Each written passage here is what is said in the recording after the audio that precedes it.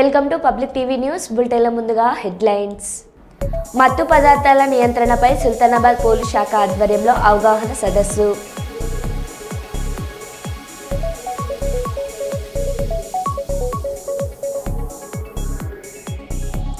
Peddapalli RTO కార్యాలయంలో ACP అధికారుల ఆకస్మిక తనిఖీ.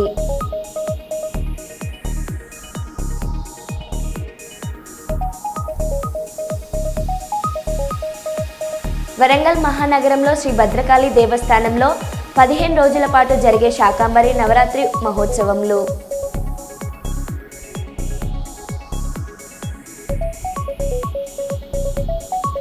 రంగారెడ్డి శంకర్పల్లి సమీపంలో railway track.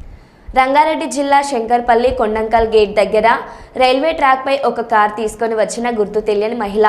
LC gate number 22 railway పోలీసుల అదుపులో మహిళ విచారిస్తున్న పోలీసులు. రైల్వే ట్రాక్పై మహిళా కార్ తీసుకురావడంతో పలు రైళ్ల ఆలస్యం. హిందీలో మాట్లాడుతున్న మహిళ. రైల్వే ట్రాక్ పైన మహిళను అదుపులోకి తీసుకుంటున్న పోలీసులు.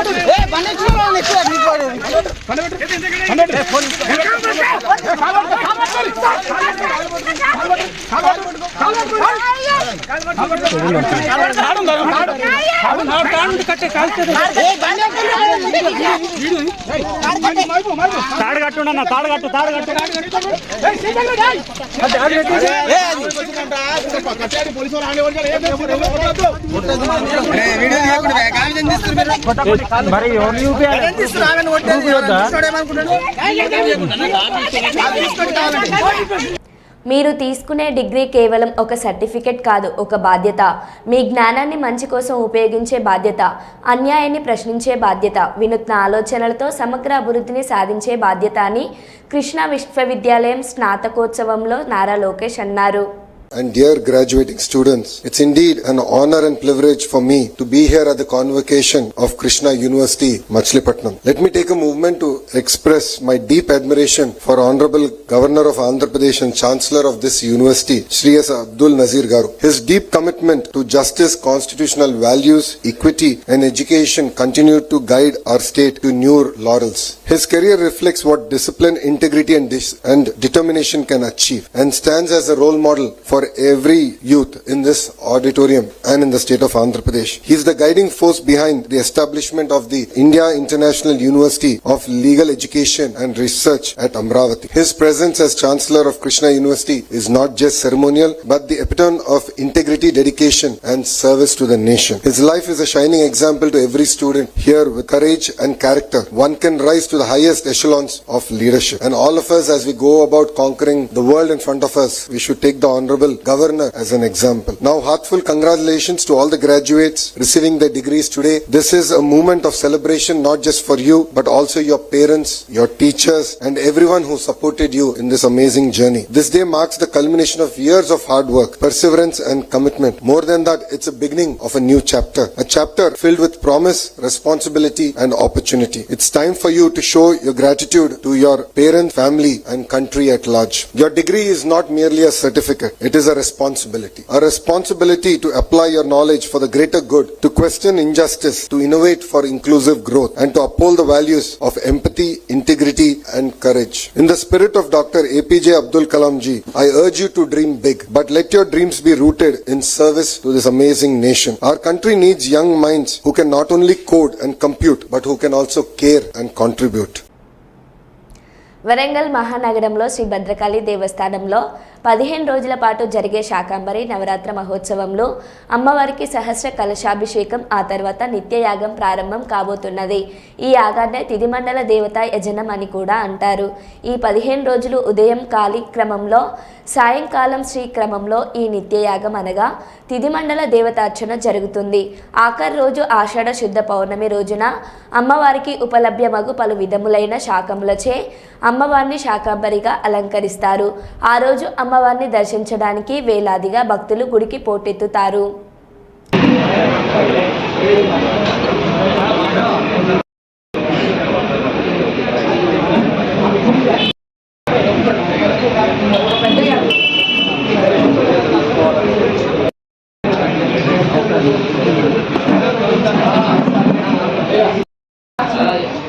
అమ్మవారి దేవస్థానంలో అతి వైభవంగా శ్రీ శాకంబరి నవరాత్రి మహోత్సవాలు 26/6/2025 నుండి 10/7/2025 వరకు, మరి ఆషాఢ శుద్ధ పాడ్యమి రోజున సహస్ర కలశాభిషేకంతో ప్రారంభం అవుతున్నాయి. అంటే రేపు 26వ తారీఖు అమ్మవారికి సహస్ర కలశములతో అభిషేకాన్ని చేయడం జరుగుతుంది. మన భక్తులందరి సమక్షంలో మన ట్రస్ట్ బోర్డ్ మెంబర్స్, మన చైర్మన్ గారు, మన అర్చక స్వాములు, సిబ్బంది, ప్రతి ఒక్కరు, పత్రికా మిత్రులు, ప్రెస్ మిత్రులు అందరి సమక్షంలో ఈ అద్భుతమైన కార్యక్రమం సహస్ర కలశాలతో 1000 కలశాలతో అమ్మవారికి అభిషేకం చేయడం జరుగుతుంది. ఈ అభిషేకాన్ని కళ్ళతో చూస్తే చాలు, నిజంగా ఎవరికైనా ఏదైనా కోరిక ఉంటే కూడా కోరికలు నెరవేరుతాయి. 10వ తారీఖు మనకి ప్రత్యేకమైన విషయం ఏంటంటే గురు పౌర్ణమి రోజు, అదే ఆషాఢ పౌర్ణమి నాడు శాకంబరిగా భద్రకాళి అమ్మవారిని చక్కటిగా కూరగాయలతో, వివిధ రకాలైన కూరగాయలతో, పళ్ళతో అమ్మవారిని అలంకరించి శాకంబరిగా ఆ తల్లిని మనం పూజించడం జరుగుతుంది. భక్తులకు వెళ్ళేలా ఛానల్స్ ద్వారా, పేపర్ ద్వారా అందించండి. వచ్చిన వారందరికీ కూడా భోజన సదుపాయం, ప్రసాదాల సదుపాయం, ఉచిత ప్రసాదం కూడా ఏర్పాటు చేయడం జరుగుతుంది. భద్రకాళి ఆలయంలో ప్రతి నిత్యం జరిగే ఈ ఉత్సవాలలో ఒక ముఖ్యమైన ఉత్సవం ఈ శాకంబరి ఉత్సవం. మన దేశంలోనే భద్రకాళి అమ్మవారి దగ్గర చాలా వైభవంగా జరుగుతుందని ప్రసిద్ధి. ధర్మకర్తల మండలికి శుభాభినందనలు తెలుపుతూ, వారందరూ కూడా మంచి అమ్మవారి భక్తులు, చాలా చక్కగా కార్యక్రమం నిర్వహిస్తున్నారు. రాజేందర్ రెడ్డి గారు వారు కూడా తప్పకుండా ఇందులో పాల్గొంటారు. వారందరి కృషితోటి ఈ సంవత్సరం చక్కగా నిర్వహించడానికి అన్ని ఏర్పాట్లు మా దేవాదాయ శాఖ అసిస్టెంట్ కమిషనర్ భారతి మేడం గారు రాత్రి పగలు కష్టపడి ఏర్పాట్లన్నీ కూడా చూస్తున్నారు. దీనికి భక్తులందరూ కూడా చక్కగా సంయమనం పాటించుకుంటూ, ఎందుకంటే రష్ చాలా ఎక్కువగా ఉంటుంది కాబట్టి ట్రాఫిక్ సమస్యలు కూడా వస్తాయి కాబట్టి అందరూ కూడా కోఆపరేట్ చేయాలి, సంయమనం పాటిస్తూ ఎవరికి ఇబ్బంది కాకుండా చూసుకోవాలి. వీటన్నిటికీ కూడా మొదటి నుంచి మీడియా మిత్రులందరూ కూడా చాలా సహకరిస్తున్నారు. మన దేశంలో మన దేవాలయం ఇంత ప్రాచుర్యానికి కారణం మన మీడియా మిత్రులందరి సహకారమే అని చెప్పడానికి చాలా సంతోషిస్తున్నాను. మీడియా మిత్రులందరికీ కూడా, ప్రింట్ మీడియా, ఎలక్ట్రానిక్ మీడియా, అన్ని మీడియాలు కూడా మీ అందరి సహాయ సహకారాలకు ట్రస్ట్ బోర్డు సభ్యులందరి తరఫున, దేవస్థానం తరఫున కృతజ్ఞతలు తెలుపుకుంటున్నాము. శ్రీశైలం హైదరాబాద్ ప్రధాన రహదారి దోమలపెంట వద్ద బ్రేకులు ఫెయిల్ అయి అదుపు తప్పి బోల్తా పడిన ప్రైవేట్ ట్రావెల్ బస్ పలువురికి స్వల్ప గాయాలు. హైదరాబాద్ నుండి శ్రీశైలం మల్లన్న దర్శనం కోసం వెళ్తుండగా ఈ ఘటన జరిగినట్టు సమాచారం. పూర్తి వివరాలు ఇంకా తెలియాల్సి ఉంది.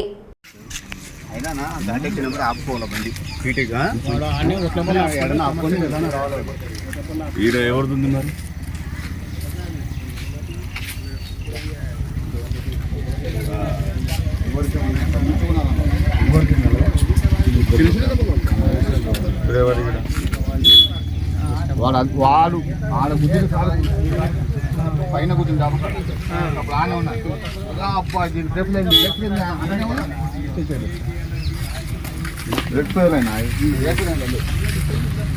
అబ్బా రాత్రి చూస్తా అతను వస్తా ఉండు. వరంగల్ ఇలవేల్పుగా పిలువబడే శ్రీ భద్రకాళి అమ్మవారికి ఆషాఢ మాసంలో జరుపుకునే శాకంబరి ఉత్సవాలు ఘనంగా ప్రారంభమయ్యాయి.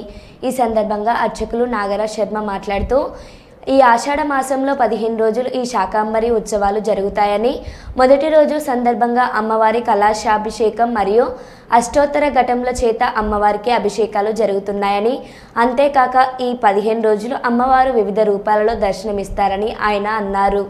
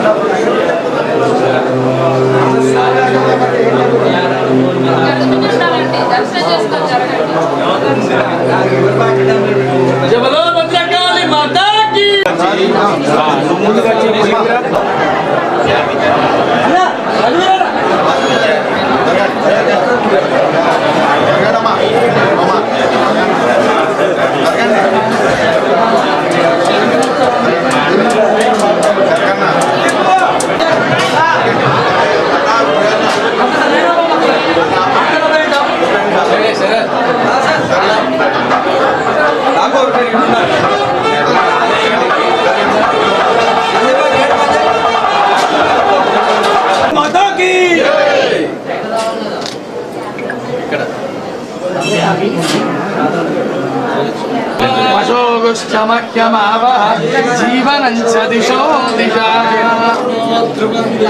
బృహస్పతి ధ్రువంత ఇంద్రశ్చాగ్నిశ్చ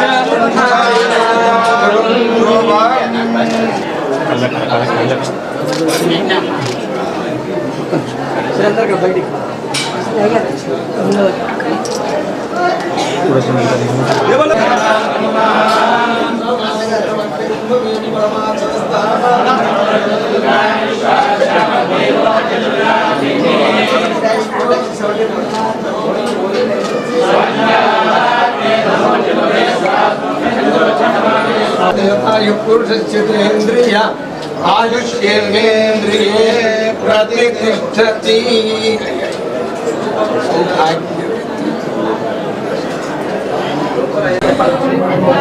భద్రకాళీ శరణమ్మ.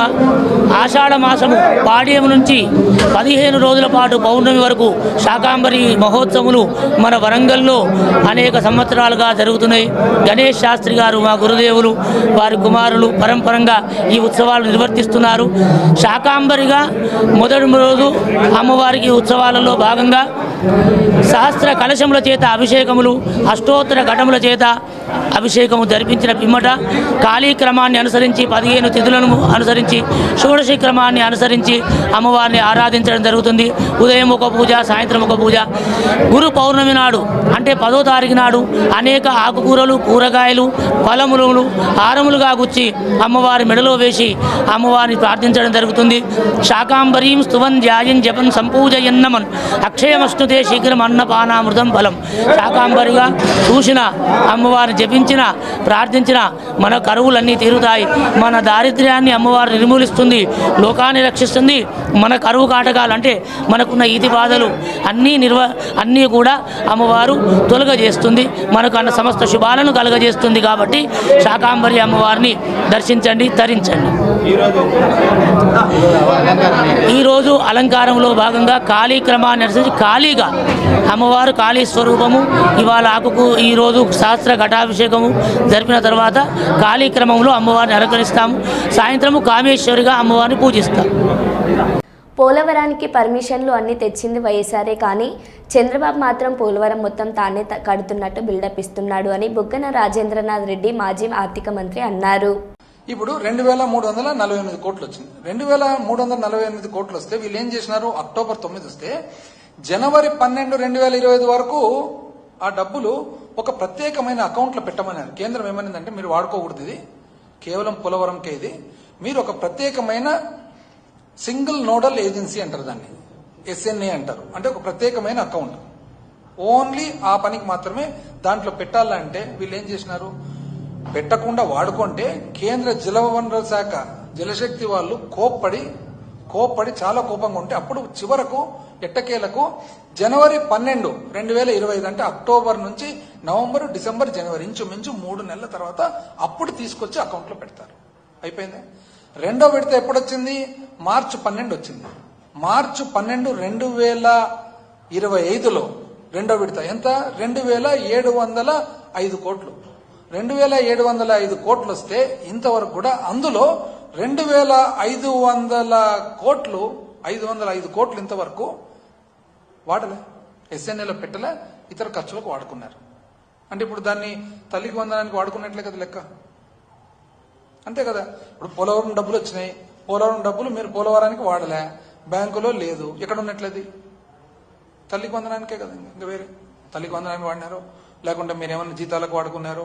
పెన్షన్ అంటే 3 అంతలు 4 అంతలు అవుతుందని తెలిసి కూడా 2019 వరకు వచ్చేటప్పటికి మీరు ఏదైతే అందాజుగా 30,000 కోట్లు అయ్యే ప్రాజెక్టు వ్యయం ఒప్పుకున్నారో 55,000 కోట్లు ప్రాజెక్టు వ్యయం అవుతుందని తేలిన తర్వాత మేము 2019లో ప్రభుత్వం ఏర్పాటు చేసుకున్న తర్వాత పలుసార్లు జగన్మోహన్ రెడ్డి గారు ప్రధానమంత్రి గారితో మాట్లాడి ఫైనల్ గా ఏమైందంటే 55,000 కోట్ల ప్రాజెక్ట్ ఏదైతే ఉందో ఇంచుమించు అది 48,000 కోట్ల అప్రూవల్ తీసుకొని దానికి గాను ఆ అకౌంట్ లోకి 12,000 చిల్లర కోట్లు ఇస్తామని చెప్పి కేంద్రంతో ఒప్పించుకోవడం జరిగింది. అది కేబినెట్ కు పోయింది ఆమోదానికి. ఎప్పుడు? 11/11/2021లో ఒక ఉత్తరం ఎవరు? మన రాష్ట్ర సెక్రటరీ జలవనరులు పోలవరం ప్రాజెక్ట్ అథారిటీకి. అదేవిధంగా 20 నవంబర్ 2021 ఎవరు? పోలవరం ప్రాజెక్ట్ అథారిటీ కేంద్ర ప్రభుత్వం జలశక్తికి. అదేవిధంగా 27/10/2021 ఎవరు? జలశక్తి నుంచి పోలవరం ప్రాజెక్ట్ అథారిటీకి. అదేవిధంగా సెంట్రల్ వాటర్ కమిషన్ CWC ఎప్పుడు? 22/12/2021. అదేవిధంగా 24 డిసెంబర్ 2021 పోలవరం ప్రాజెక్ట్ అథారిటీ ఎవరికి?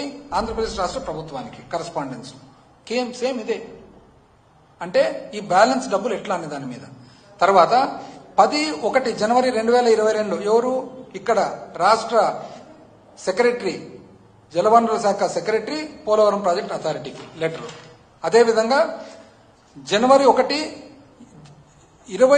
2022 ఎవరు పోలవరం ప్రాజెక్ట్ అథారిటీ నుంచి సెంట్రల్ వాటర్ కమిషన్ కు. అదేవిధంగా ఫిబ్రవరి 17, 2022 ఇక్కడ నుంచి మన స్పెషల్ చీఫ్ సెక్రటరీ జలవనరుల శాఖ ఎక్కడికి, పోలవరం ప్రాజెక్ట్ అథారిటీకి. అదేవిధంగా ఫైనల్ గా ఎట్టకేలకు 3 సంవత్సరాలు పోరాడిన తర్వాత 5 జూన్ 2023 కేంద్ర ఆర్థిక శాఖ వాళ్ళు ఒప్పుకున్నారు. దేనికి ఒప్పుకున్నారు? అడిషనల్ ఫండింగ్ 12,911 కోట్లు 12,911 కోట్లు మేము పోలవరం ప్రాజెక్టుకి ఇస్తామని చెప్పి ఇచ్చిన తర్వాత ఫైనల్ గా పిఐబి ఏదైతే పబ్లిక్ ఇన్వెస్ట్మెంట్ బోర్డు ఉందో, పబ్లిక్ ఇన్వెస్ట్మెంట్ బోర్డు వాళ్ళు ఒప్పుకున్న తర్వాత మార్చ్ 7, 2024 అంటే ఎన్నికలకు 1 నెల ముందర అప్పుడు కేబినెట్ కు పోయింది. ఈ రోజు మీరు చెప్తారు పోలవరం సాధించినామని. ఏం చెప్పాలండి ఇది? అసలు ఆశ్చర్యంగా ఇది. అసలు పోలవరం ప్రాజెక్టు మేమే మొదలు పెట్టినామంటారు. మీరేనండి 2005లో మొట్టమొదటిసారిగా పర్యావరణ శాఖ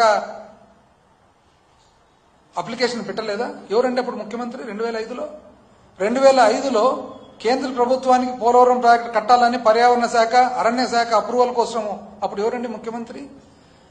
రాష్ట్ర పొల్యూషన్ కంట్రోల్ బోర్డు, కాలుష్య నివారణ సంస్థ ఏదైతే ఉందో 2005లో పబ్లిక్ హియరింగ్ పెట్టినారు.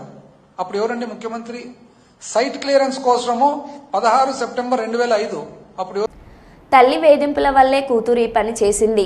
జీడిమెట్ల ప్రియుడితో కలిసి కన్న తల్లిని హత్య చేసిన కేసులో సంచలన విషయాలు బయటపెట్టిన బాల్నగర్ డీసీపీ సురేష్ కుమార్.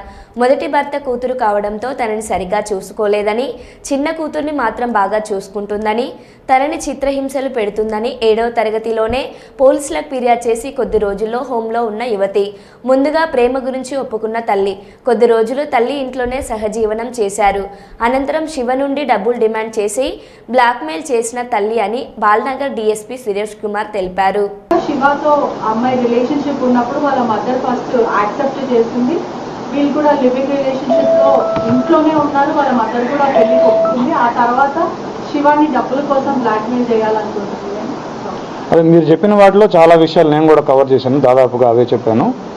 సో మీరు అన్నట్టుగా ఈ అమ్మాయి ఒక 3 సంవత్సరాల క్రితం 7th క్లాస్లో ఉన్నప్పుడు పోలీస్ స్టేషన్కి వచ్చి తల్లి మీదనే కంప్లైంట్ చేసి నేను ఉండను ఈ వీడితోటి అని చెప్పేసి హోమ్లో ఉన్న మాట కూడా వాస్తవం. అది కూడా జరిగింది. ఈ అమ్మాయి మా ఇంటరాగేషన్లో కూడా దాదాపుగా మీరు చెప్పిన పాయింట్లన్నింటినీ కూడా ఏకీభవిస్తూ ఈ అమ్మాయి చెప్పిన పాయింట్లు నన్ను ఎక్కువగా కొడుతూ ఉండేది అనేది, నన్ను ప్రేమగా చూసుకోలేదని నాకు అనిపించిందని కూడా అమ్మాయి చెప్పడం జరిగింది. వైఎస్ఆర్సీపీ కేంద్ర కార్యాలయంలో పార్టీ విస్తృత స్థాయి సమావేశం. పార్టీ అధ్యక్షుడు శ్రీ వైఎస్ జగన్మోహన్ రెడ్డి అధ్యక్షతన జరిగిన ఈ సమావేశంలో పార్టీ ఎమ్మెల్యేలు, ఎమ్మెల్సీలు, పార్లమెంటు, అసెంబ్లీ నియోజకవర్గాల సమన్వయకర్తలు, పార్లమెంట్ నియోజకవర్గాల పరిశీలకులు, జిల్లా పార్టీ అధ్యక్షులతో పాటు పార్టీ రీజనల్ కోఆర్డినేటర్లు, పెద్దాపురం నియోజకవర్గ వైఎస్ఆర్సీపీ ఇన్ఛార్జ్ శ్రీ దౌలూరి దొరబాబు హాజరయ్యారు.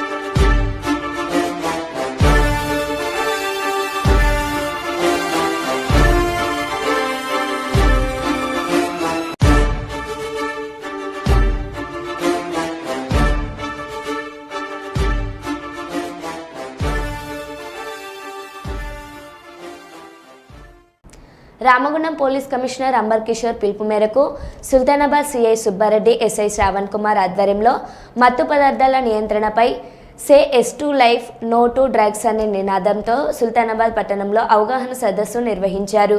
ఈ సదస్సు సుల్తానాబాద్ పట్టణం పూసల చౌరస్తా రాజీవ్ రహదారిపై స్వప్న కాలనీ బోర్డు గుండా పోలీసులు విద్యార్థులు ర్యాలీగా వెళ్లి తిరిగి పూసల చౌరస్తా వద్ద ముగించారు. ఈ కార్యక్రమంలో పోలీస్ సిబ్బంది విద్యార్థులు పాల్గొన్నారు. నిర్మూలన మనందరి బాధ్యత. Quit drugs, choose life. Consumption of drugs is offences. Say yes to life, say no to drugs. Drugs తీసుకుంటే నువ్వే కాదు, దూరం కాదు. డ్రగ్స్ తరిమి కొడదాం, యువతను కాపాడుదాం. నీ జీవిత గమ్యాన్ని, నూరేళ్ల జీవితాన్ని మత్తు మందుకు తాకట్టు పెట్టకు. డ్రగ్స్ నిర్మూలన కుటుంబాన్ని రోడ్డున పడవేయకు. మాదక ద్రవ్యం సేవించకు, మా నుండి నువ్వు దూరం కాకు. జీవిత గమ్యాన్ని, నూరేళ్ల జీవితాన్ని మత్తు మందుకు తాకట్టు పెట్టకు. డ్రగ్స్ నిర్మూలన మనందరి బాధ్యత. డ్రగ్స్ మహమ్మారిని తరిమేద్దాం. డ్రగ్స్ రహిత సమాజాన్ని. మరో బులెటిన్లో మళ్ళీ కలుద్దాం. Stay tune.